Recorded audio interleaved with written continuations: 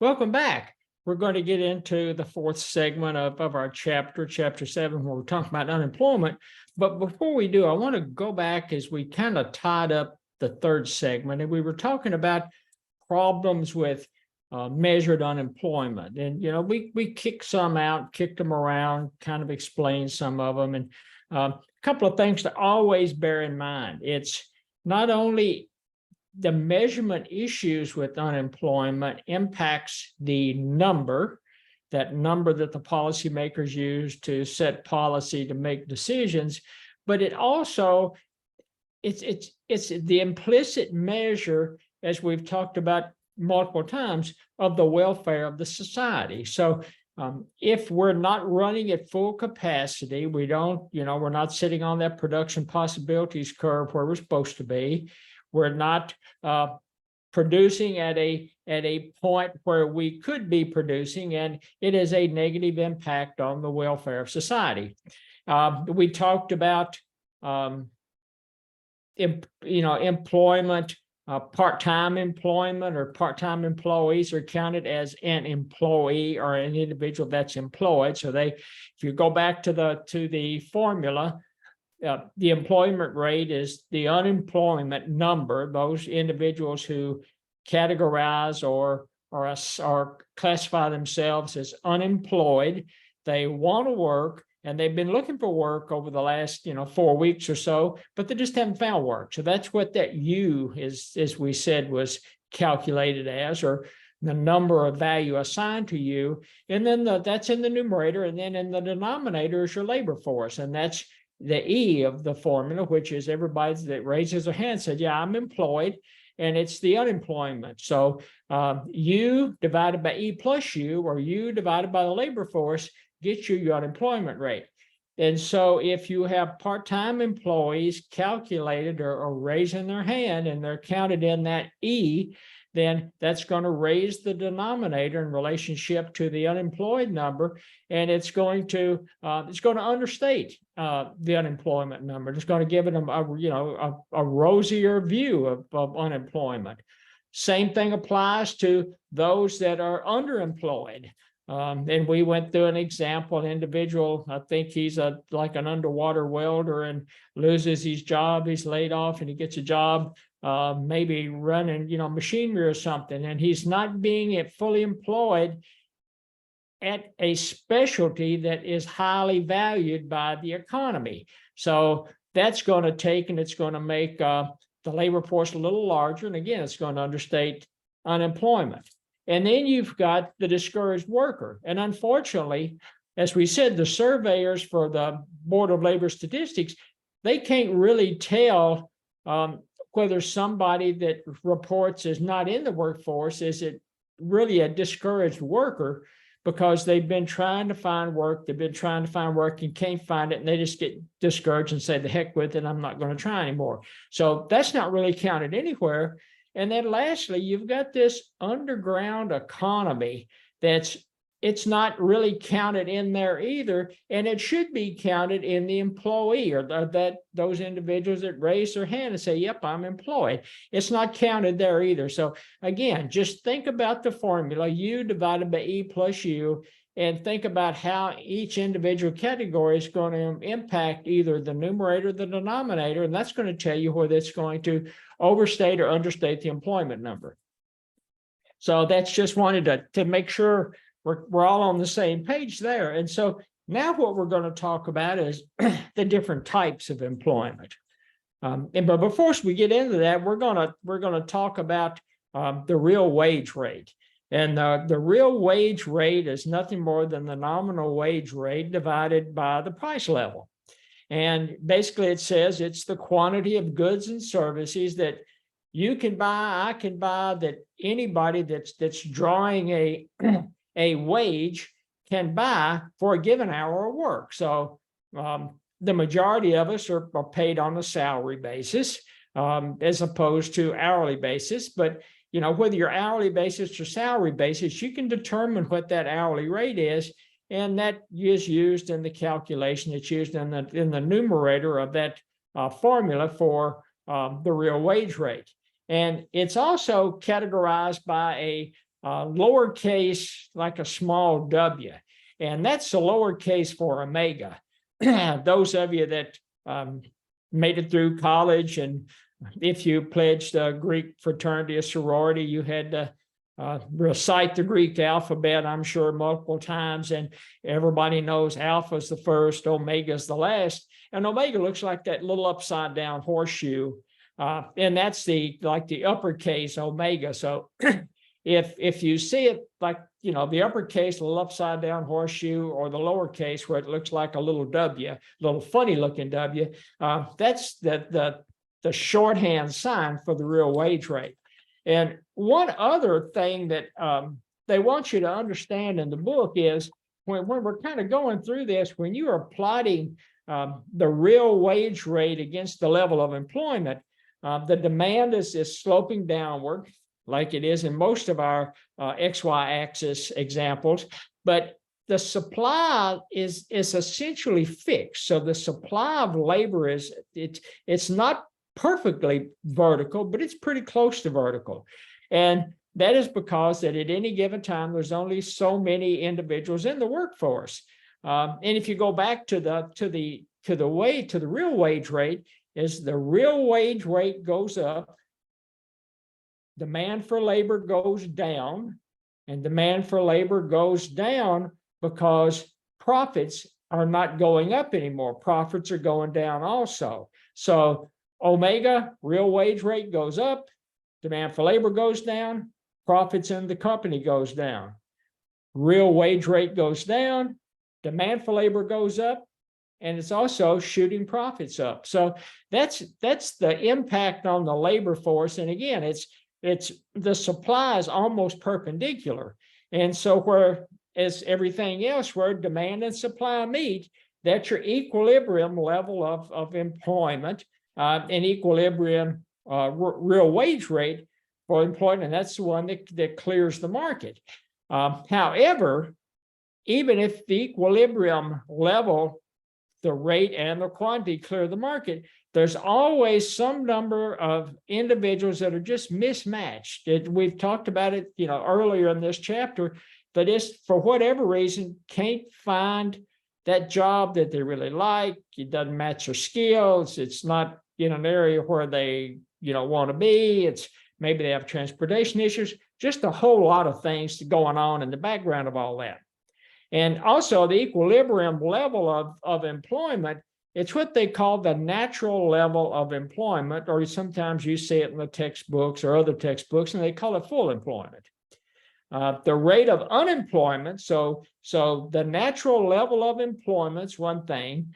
The rate of unemployment that is consistent and corresponds to that is called the natural rate of unemployment. So natural level of employment, natural rate of unemployment. And the natural rate of unemployment, it reflects this mismatch within the job market. And that mismatch is driven by either frictional unemployment or structural unemployment.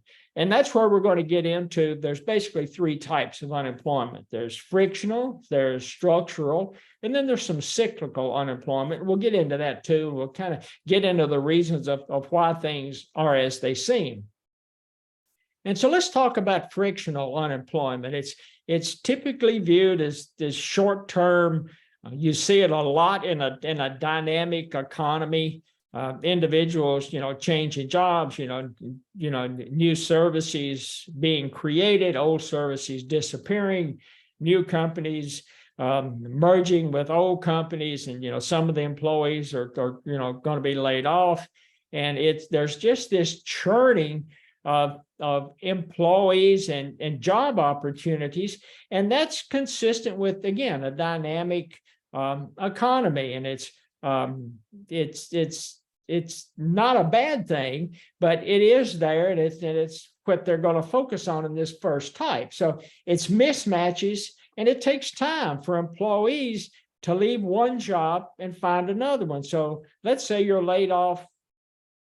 Well, you were laid off on yesterday. You were laid off yesterday, Friday, and it's going to take you a few days to start to get into the job hunt, to Identify some potential opportunities. Once you've identified those opportunities, you may have to dust off that resume that you haven't updated for a while.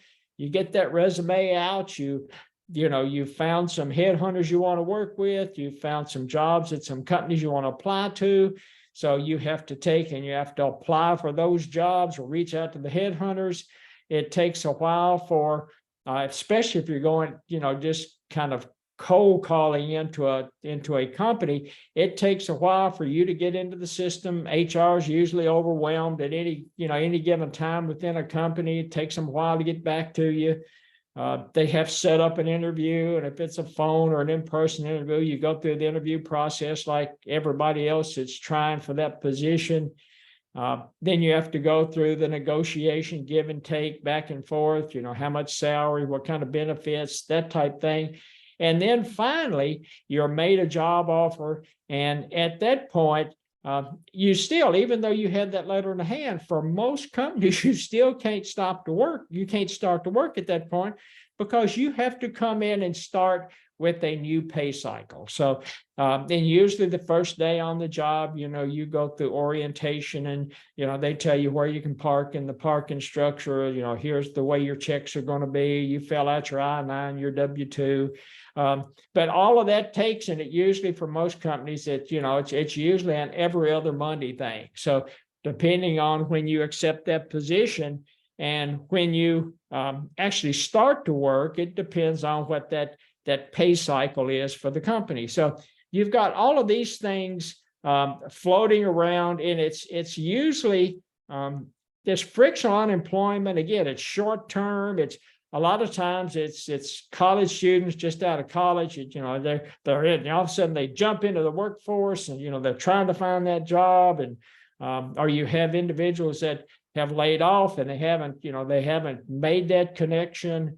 Maybe you get fired for whatever reason. And again, it takes a while to make those connections, but it's usually considered short term, and it kind of works itself out and it flows through the cycle. And again, it's evidence of a dynamic economy.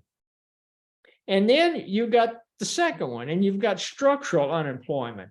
And usually it's longer term because it's changes in the structure of the economy, or it's institutions that prevent labor markets from moving freely. Well, we'll kind of talk about the institutions a little later on in this segment, but think about structural changes in the economy. So AI and machine learning are, they're huge buzzwords in the market today, especially on TV. Everybody's afraid that, AI is going to eliminate everybody's job.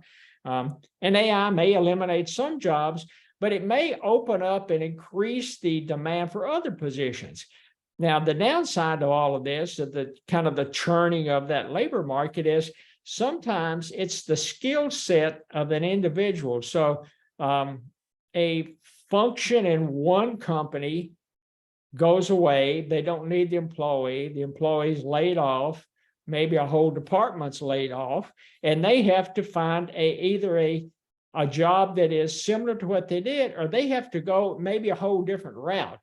And sometimes in these structural changes or the structural unemployment, there's, a lot of times if training, additional training is needed, there is usually some kind of a benefit package that goes along with it. You have some COBRA insurance that you can extend your insurance if you need it. There's sometimes, there's maybe a severance package and salary. You may get referred to a headhunter or a recruitment service. There may be some free resume work that, they'll help you kind of rework your resume so you can get that next job. There's also sometimes some educational opportunities, some money to help, get a new credential if you need it. So that's kind of the structural opportunity. And so what happens is, as there a change in the structure of a company or the change in the structure of an economy, there tends to be some level of, you can either retain individuals as a company, you can retain employees and retrain them internally to do something else within the company, or you may have to just lay the employees off, provide them a severance package with some funds and some services and some sources of assistance that they can use, and they will move forward. So an example that I have in one of my past jobs is I had an individual that her job was to review healthcare claims and identify whether that claim should have been or the service provided in an outpatient setting or an inpatient stay in a hospital. And she was really good at her job. Unfortunately, and she happened to be, on our end. And unfortunately, though, she had turned herself into what I call a one-trick pony. So as a one-trick pony, she could really, she had focused so much on this one process that she hadn't kept up with training that we tried to get all of the other employees to take. And she was nearing retirement age, and she was a little reluctant to learn new skill sets. And so when we automated her role in that position, because it was much more efficient, it was much more accurate, we didn't have as many false positives, we had to find somewhere what were we going to do with her. So we tried her in, I don't know, 3 or 4 different areas, and it just wasn't working out, and she could see it wasn't working out, and she was getting frustrated, and again, close to retirement age. So she decided she was just going to retire if we would kind of put together a package that would help her. She wasn't hardly 65, so she wasn't hardly ready for Medicare. So we put together a package that kind of spanned that time with some free health care, provided her some other assistance. And so she was extremely happy with the whole process because she was getting tired of work anyway. So, and it works out really well for her. Doesn't always work out that well for some people, because even though you provide them that assistance, when there is a structural type of unemployment, they fall into that disenfranchised, discouraged. They try to get a job, they don't have any success, go through a multitude of interviews and no offers, nothing even close to an offer. So it really, the structural unemployment really takes its toll on some people. And so, and actually another, and actually I'll save it for a little later on. I'll have another kind of example. And so what happens is you have when you have structural unemployment, and especially on a region by region basis or entity by entity basis, you have a surplus in one area, and you have a shortage in another area. But it's, they may be across the country, they may be not even within the same, maybe they're not even within the same state. But that's where you run into institutions where they're trying to bring these individuals together, and it's a geographical challenge, or it may even be in the same city, but because individuals don't have the wherewithal to have transportation to get from where they live to where the new job is, it makes things difficult. An example, that was on the news, I think one day this past week, all of this mess with Bud Light. It's, what people don't stop to think about, it's a great example of structural unemployment is going to be the result of this issue with Bud Light in a couple of areas in their bottling plants. And I don't remember the exact numbers, but it seems like it was, I don't know, 600, 700, 800 people were going to be laid off from the bottling plants because Bud Light didn't need the bottles anymore. They weren't selling enough beer. And so, the first thing they do is they start cutting expenses, trying to make sure they can keep that profit margin up. And one of the downsides to that is individuals in these bottling plants are going to lose their jobs. So that's, a factor of kind of the structural unemployment. And then, on top of all of that, so you've got the skills don't match up, and it makes it difficult for the economic forces to end up in a equilibrium area or an equilibrium price and quantity. But then there are the labor market, features of the labor market, they call them institutional features. One of the ones that, really comes to mind is the unions. So unions through the collective bargaining agreements, and don't get me wrong, unions have been great in certain areas in the past, but sometimes I wonder if they're not kind of running, maybe they've lived past their value to a labor force just in general. But so what you have going on is you have workers that it puts almost to a certain extent, almost it's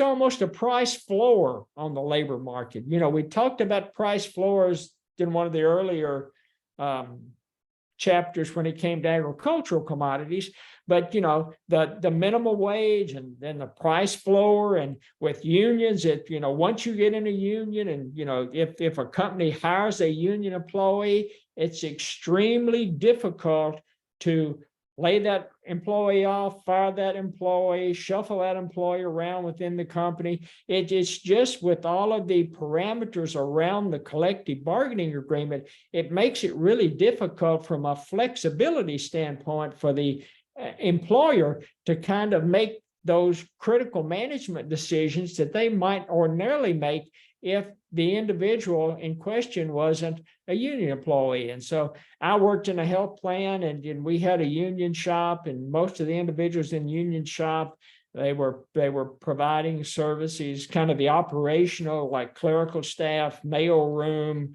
processing claims, all of those operational type services. And the only way that we could reduce the workforce was through technological change or automation, and even going through automation and technology change, trying to be more efficient. It was extremely difficult from the union's perspective to kind of work through all of those nuances. And essentially, the union shop was mitigating the opportunity for the labor market to reach that equilibrium point, the equilibrium point between the demand for labor and the equilibrium point between the supply of labor. And so the quantity and that real wage rate, it was really difficult for the market to reach that equilibrium point. And as I said, minimum wage, same thing, sets a minimum wage. If it's difficult to whether it's a union or minimum wage, if it's difficult to get rid of an employee once they start, then what you find is employers might actually not hire up to full capacity, or they may be reluctant to hire up to full capacity. So they end up with hiring freezes, and it constrains the economy from being out there on their production possibilities curve. It ends up in that point inside the curve. So we're not producing at full capacity. We're not efficient. And so our comparative advantage in that particular economy is not what it should be. So again, constraints, and I'll call them artificial constraints, but they are constraints that do not allow equilibrium prices and quantities to match up. And so you have an issue with structural unemployment. And then the last one is cyclical unemployment. And you typically see cyclical unemployment. You see it in recessions, business cycle downturns. Remember, when we talk about the business cycle, you've got the expansion, it's coming up, it hits its peak, it starts down, heading down toward the trough. So employers are hiring over here in the expansion. Then they start to lay people off as it starts down. It starts down toward that trough, it hits the trough, and it starts back up. And so you're hiring, you're laying off, you're hiring, you're laying off. And that's the way the business cycle is going to impact unemployment. And especially, so they call it cyclical unemployment, because it kind of runs on a cycle, even though we decided that the business cycle wasn't a true cycle because of the variation, and it was definitely not a predictable cycle. And then you've got, they talk about Occam's razor, who, economists that decided for each 1% in cyclical unemployment. It reduced the real GDP by 2%. And it's actually been shown to work in that area. So it's, you know, while it's that's why it's called a law. It's been, went hypothesis and the theory and the law, the three-step process we talked about in probably chapters 1 or 2 or 3. I don't remember which chapter, but it's become a law because it's been banged around multiple times and we keep coming up with the same essential result. So that's why it's called Occam's law. So, and then kind of to wind that up, the book talks about, and it is a rational approach. The rational approach is, when you have issues that you can't match and it's not hitting equilibrium or you're not profitable, why not just cut real away? Why not just cut the wages? Cut the wages, you reduce the production cost, it increases the profitability of the firm. But I don't know, I can't honestly say that I've ever worked for a company that cut the wages. Now, I've worked for companies in the past where the board of directors decided that you didn't get a bonus for that year, or the board of directors decided that you didn't get a cost of living adjustment for that year. But I've never worked for a company that actually cut the wages. And then kind of the last example I've got, and again, it's healthcare. You see it in a lot of companies, but a lot of the healthcare companies I worked for in the past, at least the for-profit ones, they would, you hear Black Friday, it's the busiest shopping day probably of the year, and it's that Friday after Thanksgiving. But with a lot of these healthcare companies, it's especially the for-profit, those that have investors, those that are concerned about earnings per share. It was definitely not out of the ordinary, and they called it kind of Blue Monday. And it was kind of that first Monday after Thanksgiving. So sometime between Blue Monday and, 31st of December, they would start laying individuals off because they wanted, if they didn't think they were going to hit that earnings per share goal for Q4 of that year, they would lay people off. You'd get, a lot of people got pink slips. I had to lay several people off. A very uncomfortable situation, especially in between Thanksgiving and Christmas. I mean, it just was not a pleasant situation. But the companies were doing it because it helped boost those earnings per share. They would go through the earnings per share call in, January, maybe February of Q1 of the next year. And then once they made it through those earnings per share calls, they would actually turn around, and because they knew they had laid off more individuals than they needed to, they would actually bring some of them back in Q1 of the subsequent year. So again, cyclical, you got to, October of every year, and you started wondering, okay, we're going to hit earnings per share. How many of us are going to get laid off? Fortunately, I never did get laid off under that, but I had to lay a lot of people off. And again, unpleasant situation. But you knew in the back of your mind, even if you got laid off, there were some benefits to it. You got to spend some, time with your family because there was a severance package put in there. And so, and when they turned around and they started bringing people back in Q1 of the subsequent year, then, you always knew there was a possibility they'd bring you back in, maybe not to the same position you had, but at least to another position, so you became gainfully employed again.